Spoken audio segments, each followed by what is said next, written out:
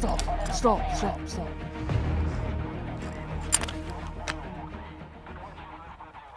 That was awful. Let's do that again properly, shall we?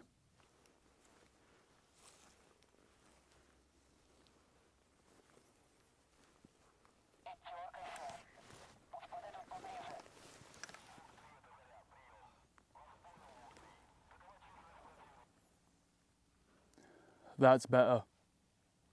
Let's get into it.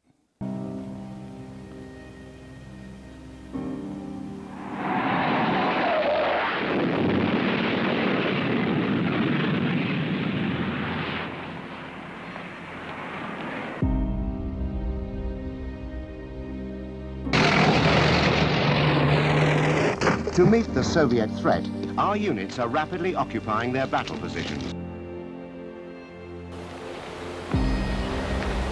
Time spent in preparation is always time well spent, often lives well saved, sometimes even the difference between success and failure. Reports also indicate that local partisans have destroyed one of those tanks, but you must return before last light.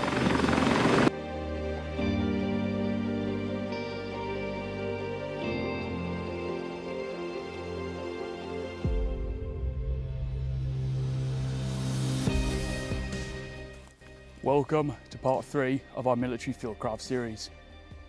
Now that we've gotten most of the classroom stuff out the way, the rest of this series is going to be taking place out here in the field. After all, it's called Fieldcraft. So, in this video, we're going to be going over individual movement, how to conduct yourself in the field, and your body language and other factors that you have to consider when being either individual or within a team. This is not your city or a normal day hike. So with that, let's get into it. So why is individual movement in the field an important skill?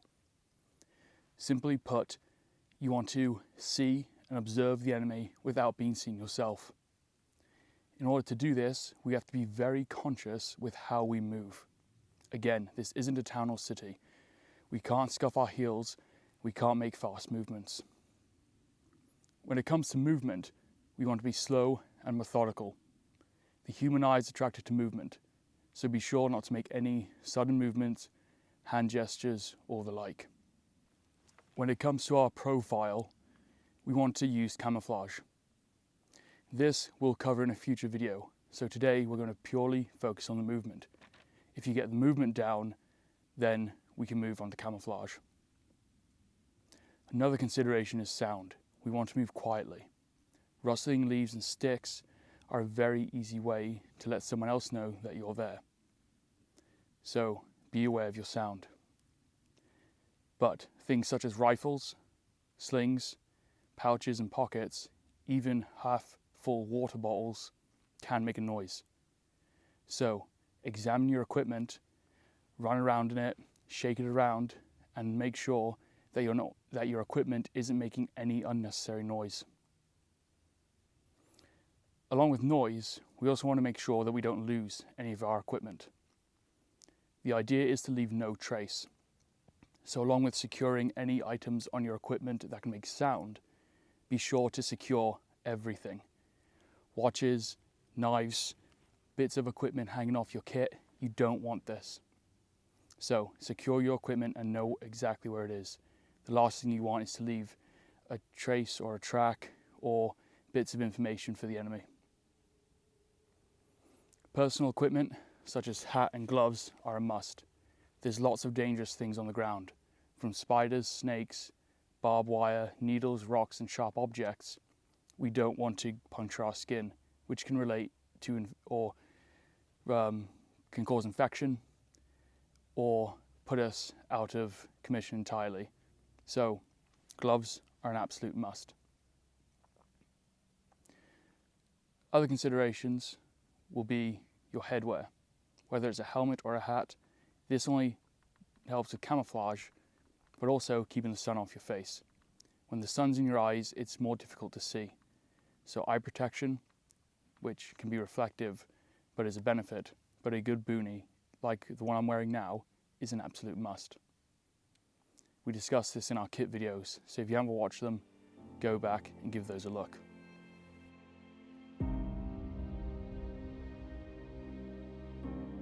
Beginning with movement, we're going to work from lowest to most upright.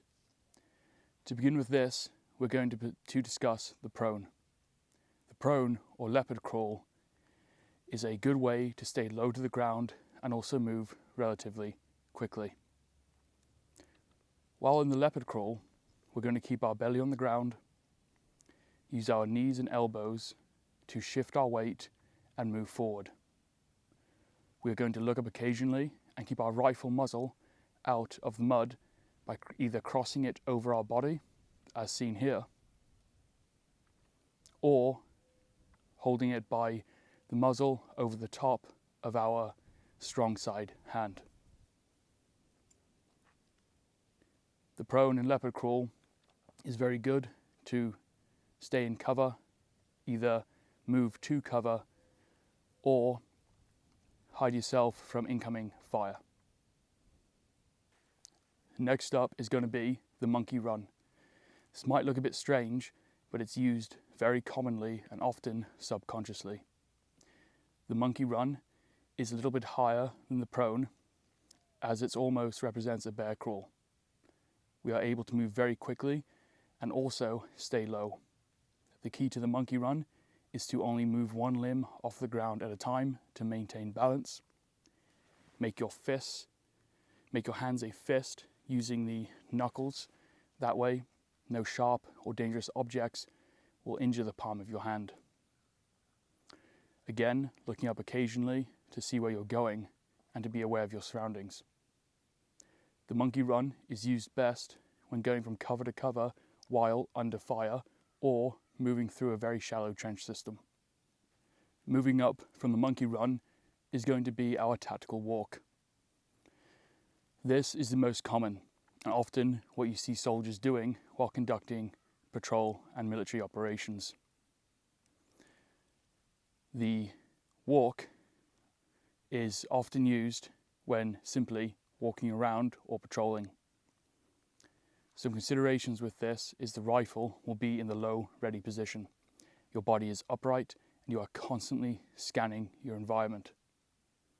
It's very important to be alert in this position as it allows you to quickly contact an enemy, but because you are upright, you are more likely to be seen. So hopefully you've got your camouflage principles down. Next, from the tactical walk, is the run. Now, if you find yourself running, it means one of three things. Either you're in a safe environment and have to get there quickly, your position has been compromised, or you're either under direct or indirect fire. When you run, you want to identify where you're going. We will cover this in a future video on the difference of cover and concealment and use of micro-terrain. Once you've identified your terrain or cover, you're going to zigzag and change direction to that position. If you are under direct enemy fire, and running in a straight line is a bad idea. Before you run, you must also scan your direction of travel for any terrain. Don't just get up and go. Recent footage in Ukraine and Gaza has shown us that if you look at where you want to go, often soldiers are tripping over terrain, be it barbed wire or shell holes. So identify any obstacles you'll have to run or jump over. This is important because many videos are coming out of guys getting negligent discharges. So when we hold our rifle, we want to keep our hand completely off the trigger. We can either carry it in the low ready position, by the carry handle, or by the grip by our side. So there we have our primary methods of movement in the field. But what about movement at night or when we have to be extra quiet? To do this, one method we can use, especially while walking, will be the ghost walk. The ghost walk is exactly what it says on the tin. To do the ghost walk, we are first going to sweep with our leg. This is to check for any terrain. We will be doing this slowly and methodically. Next, we are going to put our heel down, the side of the foot, and then the base of our foot. Again, slowly, focusing our weight on our heels. This way, if there are any twigs or something that makes noise, we can step on it either quietly or back off our foot completely. Remember, the ghost walk is slow and methodical, but it's a very good way to be quiet. So practice it by sneaking up on your mates or your kids. It actually works and it's a ton of fun. Next up is going to be the kitten crawl or the sniper crawl.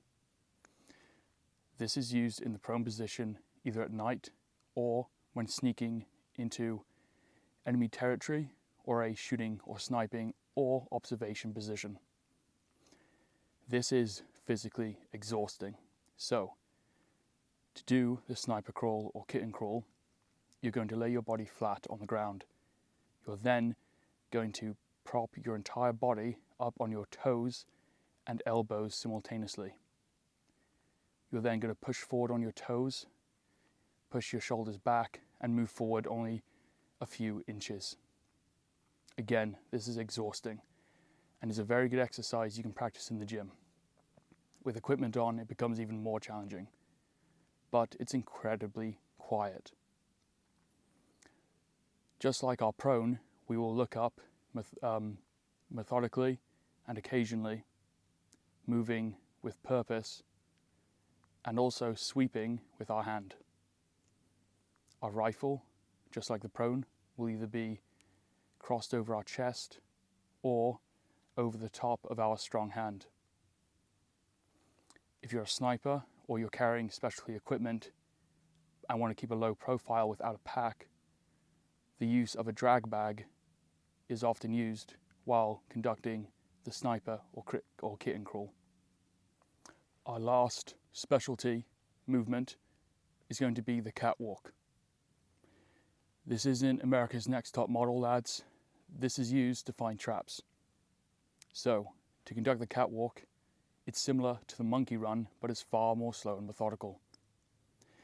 This is very good as you'll be on your hands and knees, looking forward, using your hands to sweep for traps. This is used to find mines, or often in urban areas where a lot of our terrain is waist height. Moving on to traps. Recent conflicts in Gaza and Ukraine have shown us that traps are very, very relevant to the modern day. In fact, the use of fish hooks to hang from trees, tripwires are still very prolific. So, when doing all these movements, it's very important that we sweep with our legs, we use our hands, or even our rifle if anything looks suspicious. Again, while doing this, be very slow and methodical. Do not do any sudden movements, and if you do suspect a trap, halt the platoon with the appropriate hand signals. If your platoon leader or platoon lead, contact your appropriate chain of command, squad leader or 2IC, and deal with that trap appropriately. Do not panic. Do not do anything that is out of the ordinary or unsuspected. It's very important to keep discipline. While constantly scanning for traps, we can also use our eyes. When we scan with our eyes, we first start at a mid-distance of approximately 25 meters to 50 meters. We then go to a close distance of 25 inward, and then far. We do this in a methodical zigzag pattern. Do this often while patrolling. It's a very good exercise you can do day to day, and it makes you aware of your environment, which situational awareness is absolutely paramount. We live in a world where it's very easy to get distracted. Out here in the field, we've got to go back to basics. So, keep your situational awareness up. A good way to keep situational awareness is going to be SLLS. So let's talk about it. When it comes to SLLS, is an acronym meaning stop, look, listen, smell. This you will constantly be doing on patrol, but it's very important to do it on an individual level constantly. If you suspect something, you're going to conduct SLLS. Deliberately doing this means, first of all, taking a knee. If you see something, you're going to stop, and then take a knee. Do this slowly and methodically as you can see something. Again, the objective here is to see without being seen, but you should also assume that the enemy can see you. But if they don't, do not make any rash or unjustified quick movements. Once we've taken a knee, we are going to see our environment from a different angle. This could defeat the enemy's camouflage, as something you suspected could then become very prominent and obvious. Now that we've taken a knee and we've stopped, we're going to look. Again, we're going to use our scanning technique of mid-ground, far ground, near ground, and see everything from a different angle. This is also a good time to use your optical devices, such as night vision or thermal, or optical lenses, such as scopes. Again, if you're going to bring your rifle up or access this equipment, do it slowly and methodically. Next is listen. The human body is amazing. We have all these senses, but it works like a computer, and our brains can only process so much at once. So in order to listen better, we are going to do a number of things. Sound travels very, very far, second only to light. So if you hear something, we want to be aware of where it's coming from. Sound travels with the wind, so wind direction is very important to know. A good trick is to use your foot powder. If the wind is light, you can use this to judge wind direction. Small tricks, such as knowing wind by looking at the trees, or that wind comes off of water, are two good bits of advice. Along with this, when we hear, we can actually up our hearing ability by doing two basic things. The first is we can use our hand and cup it around our ear in the suspected direction. When we do this, it's going to channel the sound waves into our ear. But our human biology also has a few other tricks up its sleeve. It might look a bit weird, but if you close your eyes, we are no longer giving our brain visual information, which means we are going to rely more on our audible information. So if you close your eyes, cup your hand over your ears, and open your mouth, it will allow sound waves to enter your body and reverberate around your ear channels more effectively. Again, try this. If you're alone, if you hear something, close your eyes, open your mouth, face the direction, and cup your ears. You'll be very surprised at what you can hear more clearly. Lastly is smell. Like our other senses, smell is very important. When we're in the field, we often forget what humans smell like. In fact, our natural greases and oils can smell quite unpleasant, but to our natural environment blend in very well. Modern products, such as deodorant and shampoo, can actually become very prolific in the field. So it's very important to ditch these. Hygiene is important, but make sure that you get things that are unscented. I understand that we wash our clothes, so a good way to go into the field is to do what's called a smoke bath. You're going to make a fire, a very smoky one, by using green wood once the fire is going. Then you are going to simply stand over the fire, don't burn yourself, but you're going to get all that smoke in and around your equipment.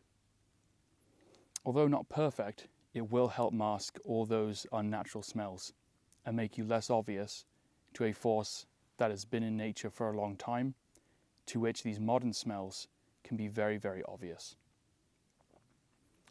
If you do smell something you suspect to be enemy forces, such as fuel, gunpowder, or something that isn't natural, wind direction again becomes very important.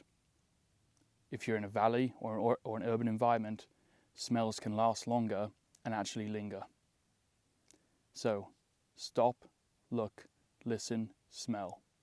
Sills. Try it when you go hiking, train it. It's definitely a skill that we are naturally meant to do as human beings, but we've lost. And it's a ton of fun when you learn how to get it back.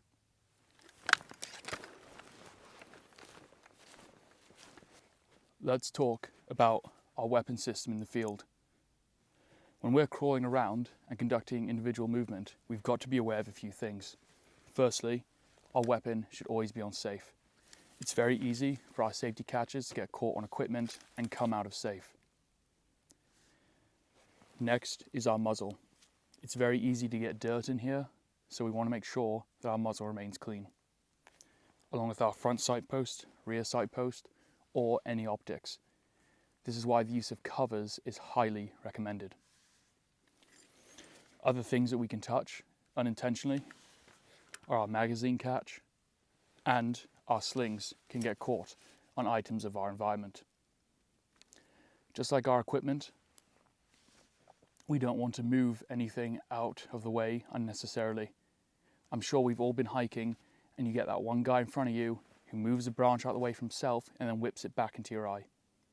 Be cautious of this, but also be cautious of the amount of movement it creates. You might be camouflaged, but moving a ton of branches may get the attention of unwanted eyes. The use of good individual movement and camouflage allows you to operate far more effectively and to see without being seen.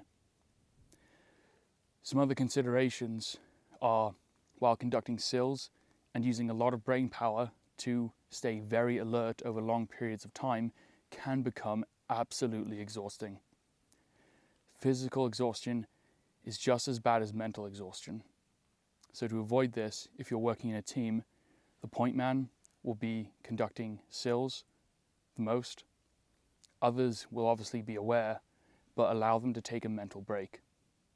And then we can rotate out of individuals doing these tasks. It does get tiring, and oftentimes a unit is compromised because one person either didn't see something or they failed to react to something. Thank you so much for watching. Hopefully this video helped and cleared some things up. Again, this stuff is very basic. We're starting off with the absolute basics. We're leaving nothing to guessing games. Oftentimes we watch videos and we wonder, what are they doing? What are they thinking? So this series, again, I hope helped. We're going to be covering a lot more in the future. In fact, pretty much absolutely everything that the infantryman needs to know. Guys, thank you so much for watching. I appreciate your time. As always, look after your mates, look after each other. And for closing thoughts today, knowledge doesn't weigh anything. Everyone wants the kit. Kit's heavy. Ounces equal pounds, pounds equal pain. But knowledge doesn't weigh anything. You also can't carry all of the knowledge. So if you've got a group of mates, maybe specialize in different things. And knowledge doesn't weigh anything, so learn and practice as much as you can.